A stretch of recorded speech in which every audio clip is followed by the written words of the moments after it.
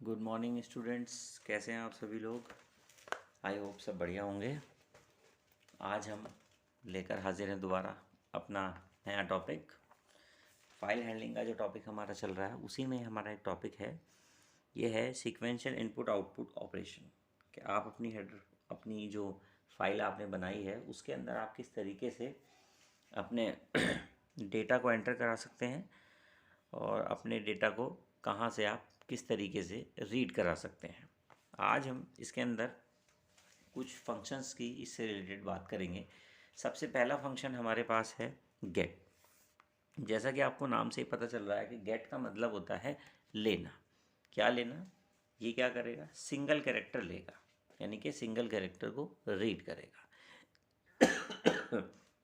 इसकी डेफिनेशन की बात करें तो get function reads single character from associated stream, यानी कि मैंने जैसे अभी अभी बताया कि ये सिंगल कैरेक्टर को क्या करेगा जी, रीड करने का काम करेगा। It is only capable of handling single character eight A time.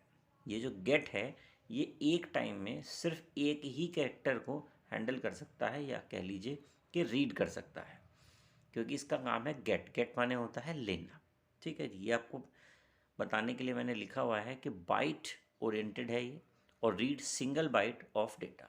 ये बाइट ओरिएंटेड है और जब भी ये डेटा को रीड करेगा तो सिंगल बाइट उसके लिए ये यहाँ पर यूज़ करने वाला है। अगर हम बात करें कि सपोज़ करो हमने कोई फ़ाइल बना रखी है, और उसमें हमने कुछ डेटा लिखा हुआ है, और एक तरफ हमने C++ का एक प्रोग्राम बना रखा है, और हम चाहते हैं कि हमारी फ़ाइल से डेटा उठ करके कहाँ आ जाए, फाइल से डेटा उठ करके आ जाए हमारा C++ प्रोग्राम में। तो उसके लिए हमें क्या करना पड़ेगा, इफ़ स्ट्रीम नाम की जो हमारी क्लास हम लोग जनरली यूज़ करते हैं वो हमें यहाँ पर लगानी पड़ेगी, और उसके बेसिस पर हमारा जो डेटा है वो हमारे C++ के प्रोग्राम में आ जाएगा। एग्जाम्पल की अगर हम बात करें तो हमें यहाँ पे इफ़ स्ट्रीम नाम का एक फंक्शन जो हमारी क्लास है उसका हमें एक ऑब्जेक्ट बनाना पड़ेगा। fn नाम का हमने यहाँ पे ऑब्जेक्ट बनाया, और fin नाम का एक ऑब्जेक्ट है। fin से हमने क्या किया, ओपन कर लिया। सपोज़ करो फाइल का नाम हमारा था file.txt, और उसके बाद हमने मोड जो लिया है वो मोड इन लिया है, जिससे कि हम फाइल से डेटा उठाकर अपने प्रोग्राम के अंदर ले जा सकें। तो इस तरीके से आपको अपनी फ़ाइल को यहाँ पे ओपन करना है, और किसी भी लूप के अंदर आप ऑब्जेक्ट के साथ गेट को यूज़ कर लेंगे, और एक ch नाम का कोई वेरिएबल कैरेक्टर टाइप का आप ले लेंगे, और उससे आप क्या करेंगे, डेटा को वन बाय वन, यानी कि पूरे जो डेटा फाइल के अंदर लिखा हुआ है उसको one by one as a character, one by one उसको यहाँ पर रीड करके आप अपने प्रोग्राम में स्टोर करवा, मतलब प्रोग्राम में डिस्प्ले करवा देंगे। इस तरीके से आप अपना प्रोग्राम बनाएंगे। अब चलिए देखते हैं कि एक प्रोग्राम हम यहाँ पर बनाएंगे और किस तरीके से हम प्रोग्राम बनाते हैं, और किस तरीके से हम गेट फंक्शन के थ्रू डेटा को रीड या राइट करवाने का काम करेंगे। कहने का मतलब है फाइल में से उठाकर अपने प्रोग्राम में राइट करेंगे, और रीड कहाँ से हो रहा है, फाइल से डेटा रीड हो रहा है। अब एक प्रोग्राम हम यहाँ पर देखेंगे जो हमारी फाइल से डेटा को रीड करेगा और हमारी आउटपुट स्क्रीन पर उसको राइट करने का काम करेगा। चलिए ध्यान से देखते हैं। सबसे पहले आप देखा एक पहली हेडर फाइल आपने यहाँ लगाई है #include iostream.h। दूसरी हेडर फाइल लगाई है #include conio.h, और तीसरी हेडर फाइल आपने लगाई है #include fstream.h। ये हेडर फाइल हैंडलिंग के लिए यूज़ की जाती है, इसीलिए हमने इसको यहाँ लगाया है। उसके बाद हमारी 4th नंबर की हेडर फाइल आती है जिसका है #include stdlib.h। ये जो हेडर फाइल है ये हमने इसके अंदर एक सिस्टम को क्लियर करने के लिए, यानी कि आउटपुट स्क्रीन को क्लियर करने के लिए एक फंक्शन यूज़ किया है सिस्टम नाम से। तो उसके लिए हम लोगों को ये हेडर फाइल लगानी पड़ रही है stdlib। ठीक है, और वैसे इसकी ज़रूरत नहीं थी, पर एक नया कॉन्सेप्ट थोड़ा सा यहाँ पर ऐड हो जाएगा, इसलिए मैंने इसको यहाँ पर लगाया है। देन उसके बाद हमने यहाँ पे क्या किया, मेन मेथड बनाया। मेन मेथड के अंदर बॉडी शुरू करी, और बॉडी शुरू करने के बाद हमने यहाँ पे सिस्टम को क्लियर कर दिया। हम लिखते हैं सिस्टम, ब्रैकेट स्टार्ट करते हैं, फिर डबल इन्वर्टेड कॉमा लगाते हैं, CLS लिखते हैं, फिर डबल इन्वर्टेड कॉमा क्लोज करते हैं, और फिर ब्रैकेट बंद करके एंड ऑफ लाइन लगा देते हैं। इससे क्या होता है, आपकी आउटपुट स्क्रीन है वो क्लियर हो जाती है। अगर आप ये नहीं लगाना चाहते तो आप सिंपल CLR SCR भी यहाँ पर यूज़ कर सकते हैं, जैसा कि मैंने कमेंट बनाकर सामने लिखा हुआ है कि CLR SCR यूज़ कर लीजिए।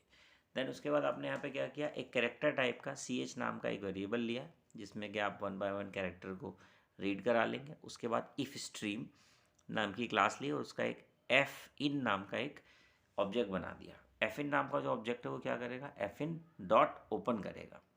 ओपन करेगा, ब्रैकेट के अंदर आपने फाइल का नाम दे दिया, file dot text TXT।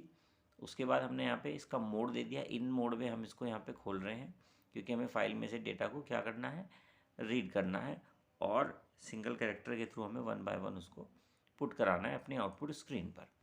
Then उसके बाद वाइल लूप हम यहाँ पर चलाएंगे, जैसा कि मैंने आपको बताया था कि लूप के थ्रू हम यहाँ पे काम करेंगे। तो ऑब्जेक्ट को हम जो है इसके अंदर डाल देंगे। एफ इन नाम का जो ऑब्जेक्ट है वो हमने यहाँ पे रख दिया। अब आप सोच रहे होंगे यहाँ पे कोई कंडीशन क्यों नहीं है। देखिए, जब तक कि जो हमारा ऑब्जेक्ट है इसकी जो क्या रहेगा, ट्रू, ये क्या रहेगा, ट्रू देगा, तो till last character of the file. कहने का मतलब है कि अगर ये ट्रू दे रहा है तो ये लास्ट कैरेक्टर तक जाएगा फाइल के, ठीक है। और जैसे ही पूरी फाइल मतलब लास्ट कैरेक्टर तक पहुँचेगा तो कंडीशन फॉल्स हो जाएगी, और फॉल्स होने के बाद ये बाहर आ जाएगा। तो वाइल में हमने क्या कर दिया, हमने अपना यहाँ पर ऑब्जेक्ट डाल दिया है। ऑब्जेक्ट के बाद हमने बॉडी शुरू कर दी। बॉडी शुरू करने के बाद हमने कहा F in dot get. Get नाम का जो फंक्शन है उसमें हमने एक सिंगल कैरेक्टर यानी कि CH को यहाँ पर रीड करवा दिया, मतलब उसके अंदर पैरामीटर पास कर दिया। तो वो क्या करेगा, फाइल से कैरेक्टर को रीड करता रहेगा, और जैसे ही पहला कैरेक्टर रीड करेगा फिर नीचे आएगा सी आउट लिखा है, CH लिखा है उसके बाद, यानी कि सी आउट का मतलब है कि आपकी आउटपुट स्क्रीन पर जाकर ये CH को यहाँ पर डिस्प्ले करवा देगा। देन उसके बाद आपकी बॉडी बंद हो जाएगी, पूरा लूप कंटिन्यू चलेगा और पूरी फाइल का डेटा आपके आउटपुट स्क्रीन पर आ जाएगा। देन उसके बाद आपने क्या किया, ऑब्जेक्ट लिया और डॉट क्लोज नाम का जो फंक्शन होता है वो लगाया है। ये ज़रूरी होता है, आपने अपनी फाइल को यहाँ पर क्या कर दिया है, क्लोज कर दिया है। देन उसके बाद एक गेट CH लगा रखा है जो सिंगल कैरेक्टर को रीड करेगा, आपके प्रोग्राम को होल्ड करवाएगा, और आपके आउटपुट स्क्रीन पर जो भी आपने अपने फाइल में डेटा लिखा हुआ है वो पूरा का पूरा डेटा आपकी स्क्रीन पर आपको दिखा देगा। देन आपका यहाँ से प्रोग्राम ख़त्म हो जाएगा। इसके बाद हम देखते हैं, जैसे हमने अभी गेट किया है तो उस तरीके से हम चेक करेंगे। एक और हमारे पास फंक्शन होता है पुट फंक्शन, तो वो किस तरीके से काम करता है। अब हम एक नया फंक्शन देखेंगे, पुट का जैसे कि आप समझ रहे हैं क्या मतलब होता है। पुट करने से इसका मतलब होता है, ये क्या पुट करेगा, ये पुट करेगा आपके फाइल के अंदर, प्रोग्राम से डेटा लेकर के आएगा और कहाँ पुट कर देगा, फाइल में। तो देखते हैं ये क्या काम करता है। ये जो पुट फंक्शन है ये करेगा, put function also handle single character. जैसा कि गेट है, गेट कैरेक्टर कर रहा था काम, ऐसे ये पुट कैरेक्टर का काम कर रहा है। क्या कर रहा है, put function also handles single character. Put function will write A bite of data. ये क्या काम करेगा, फाइल में डेटा को राइट करने का काम करेगा, और ये बाइट ओरिएंटेड है। ये क्या काम करेगा, write single byte of data, यानी कि 1 बाय 1 सिंगल बाइट, यानी कि एक बाइट ली फिर उसको राइट कराया फाइल में, फिर एक बाइट ली फिर उसको राइट कराया। इसी तरीके से कॉन्सेप्ट पे ये यहाँ पे काम करता है। जैसा कि आप समझ रहे हैं, आप देखिए हमने एक फ़ाइल बना रखी है, फाइल में हमने कुछ कंटेंट लिखा हुआ है, और एक कंटेंट मैंने ऑलरेडी जो लाइनें हैं सपोज़ करिए वो तो पहला कंटेंट है, ठीक है। और उसके बाद एक C++ का प्रोग्राम बनाया हुआ है, और उसके थ्रू हम लोगों को क्या करना है, हम लोगों को अपनी फ़ाइल के अंदर डेटा को स्टोर कराना है। उसके लिए हमें ऑफ स्ट्रीम नाम की क्लास को यूज़ करना पड़ेगा। एक हमने यहाँ पे कंटेंट लिया, और कंटेंट में हमने क्या बना लिया, EEC स्पेस दिया और क्लासेस। ये कंटेंट हमें अपनी फ़ाइल के एंड में जो है क्या करना है, राइट करवाना है। तो उसके लिए हमें एग्जांपल लेना पड़ेगा। हमने कहा ऑफ स्ट्रीम नाम की हमने क्लास बनाई, क्लास का हमने ऑब्जेक्ट बनाया ऑफ एफ आउट, और उसके थ्रू हमने एफ आउट के थ्रू हमने अपनी फ़ाइल को ओपन किया, इन्वर्टेड कॉमा लगा करके फाइल .txt लगाई, और उसके लिए हमने यहाँ पे एक मोड यूज़ करा iOS और स्कोप रेजोल्यूशन ऑपरेटर, और अपेंड मोड हमने यहाँ पे यूज़ कर लिया।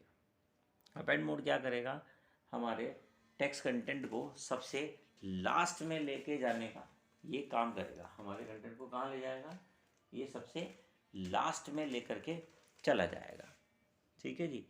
उसके बाद क्या होगा, उसके बाद हम अपने ऑब्जेक्ट के थ्रू डॉट पुट करेंगे, और हमारा जो कंटेंट है वो 1 बाय 1 डिस्प्ले हो जाएगा। चलिए अब इसके थ्रू हम लोग क्या करते हैं, एक प्रोग्राम देखते हैं किस तरीके से कॉन्सेप्ट काम करेगा। अब हम एक प्रोग्राम देखेंगे इसका। सबसे पहले आप देखिएगा यहाँ पे हमने 4 हेडर फाइल लगाई हैं जो इससे पहले वाले प्रोग्राम में हमने लगाई। पहली है आपकी iostream.h, दूसरी है conio.h और तीसरी है fstream.h। फोर्थ नंबर की जो हमने लगा रखी है वो है stdlib.h। ये आपको इसलिए लगाई है क्योंकि हम लोग सिस्टम को क्लियर करने के लिए सिस्टम नाम का मेथड यहाँ पर लगा रहे हैं। उसके बाद हमने मेन मेथड बनाया। मेन मेथड के अंदर हमने बॉडी शुरू करी। बॉडी शुरू करने के बाद हमने एक कैरेक्टर टाइप का कंटेंट नाम का एक वेरिएबल लिया। उसके बाद हमने अपनी सिस्टम को क्लियर कर दिया।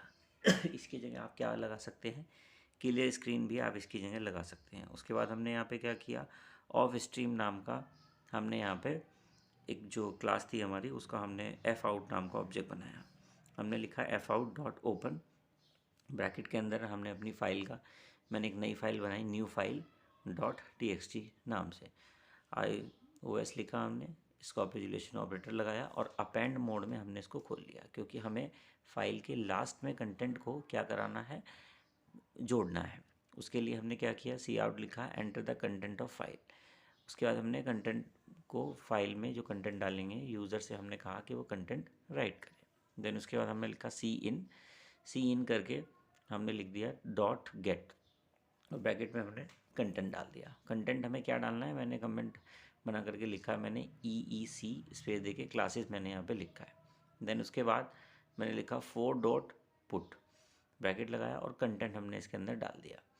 तो इससे क्या होगा कि आपके फाइल में पूरा कंटेंट वहाँ पहुँच जाएगा। देन उसके बाद आपने क्या किया, ऑब्जेक्ट डॉट क्लोज, अपनी फाइल को यहाँ पर आपने क्लोज कर दिया। देन उसके बाद गेट ch किया, आपके प्रोग्राम को यहाँ पे क्लोज कर दिया गया। देन उसके बाद एक और है हमारे पास में गेट लाइन। गेट लाइन क्या करता है, get line function reads character from input stream.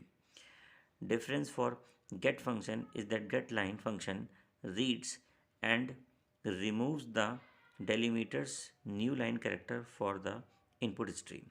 ये क्या करता है, डेलीमीटर्स को यूज़ करता है।